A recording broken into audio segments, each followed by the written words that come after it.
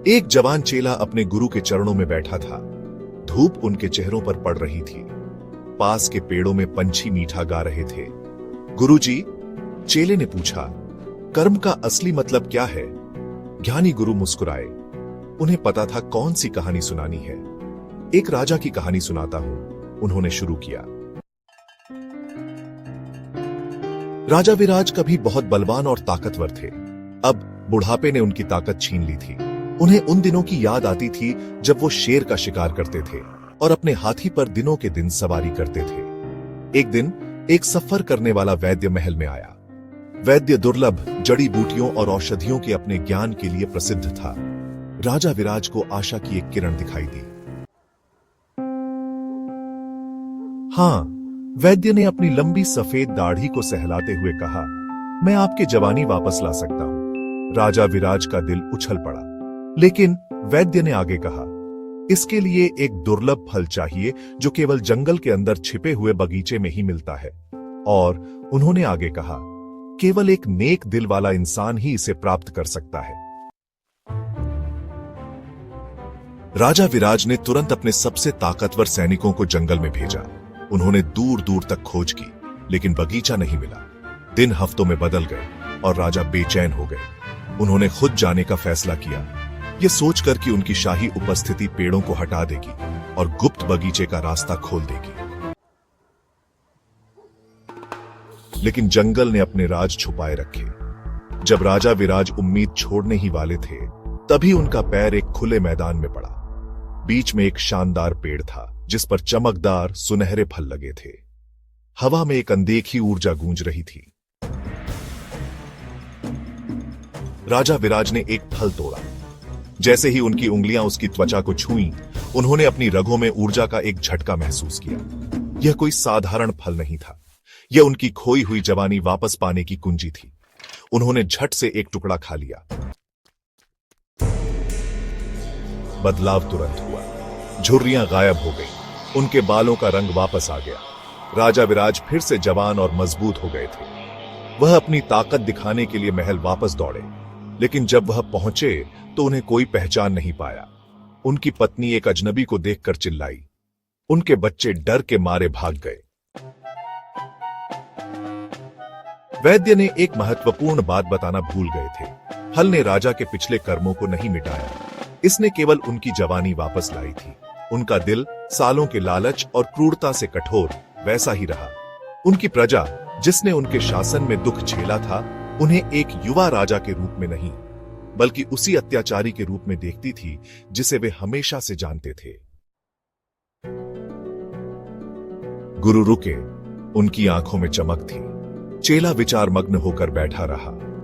गुरु ने आगे कहा, देखो, कर्म सिर्फ फल और सजा के बारे में नहीं है, यह हमारे चुनावों के नतीजों के बारे में। जी मरने वाले थे। हर दिन उनकी खांसी और कमजोर होती जाती थी। उनकी कभी चमकदार त्वचा अब पीली और पतली हो गई थी। राजवायद या धर्म एक सोच भरी नजर से देख रहे थे। धर्म अपने इलाज के लिए जाने जाते थे, लेकिन उनके भोले चेहरे के पीछे महत्वाकांक्षा से भरा एक दिल छिपा था। राजा का गिरता स्वास्थ्य उन्हें दुखी तो करता था, हाँ, लेकिन यह एक मौका भी देता था, सत्ता हथियाने का मौका, राज करने का मौका। धर्म ने एक रास्ता खोज लिया था। उन्हें एक आदमी मिला था, एक गरीब जो बीमार राजा से बिल्कुल मिलता जुलता था, और वो वाइद या धर्म जानते थे कि कैसे इस गरीब को राजा बनाना है। धर्म ने उस गरीब को शहर की झुग्गी झोपड़ियों में पाया। वो एक भिखारी था जो बचा खुचा खाकर जी रहा था, फिर भी उसका चेहरा राजा की तरह था। धर्म ने उसमें संभावना देखी, एक कठपुतली जिसे वो नियंत्रित कर सकता था। वो उस आदमी के पास गया और उसे दौलत और कल्पना से परे जीवन का वादा किया। भिखारी शुरू में तो सावधान था, लेकिन जल्द ही धर्म की मीठी बातों में फंस गया। एक योजना बनी, लालच और धोखे से भरी एक योजना। धर्म राजा के लिए एक खास टॉनिक तैयार करेगा, एक टॉनिक जो उसकी बीमारियों को ठीक कर देगा, एक टॉनिक जो असल में एक जबरदस्त जहर होगा जो कोई निशान नहीं छोड़ता। दिन हफ्तों में बदल गए। धर्म ने राजा का इलाज करने का नाटक किया और उसे धीरे धीरे जहर की छोटी खुराकें देता रहा। राजा अपने वैद्य पर पूरा भरोसा करते हुए बिना किसी हिचकिचाहट के टॉनिक पीता रहा। हर खुराक ने उसे और कमजोर कर दिया। उसकी खांसी बढ़ गई, उसकी त्वचा और पीली पड़ गई। दरबार में हंगामा मचा हुआ था, लेकिन धर्म ने उन्हें आश्वस्त किया, राजा एक भयंकर बीमारी से लड़ रहे हैं, लेकिन मेरा टॉनिक उन्हें ठीक कर देगा। उसकी झूठी चिंता से भरी बातों ने उनके डर को कम कर दिया। आखिरकार वो दिन आ गया। राजा अपनी मृत्युशैया पर लेटा था, उसकी सांसें उखड़ रही थीं। धर्म ने अपने चेहरे पर दुहक का मुखौटा लगाकर राजा की मृत्यु की घोषणा की। उस रात अंधेरे की आड़ में उस गरीब को महल में लाया गया।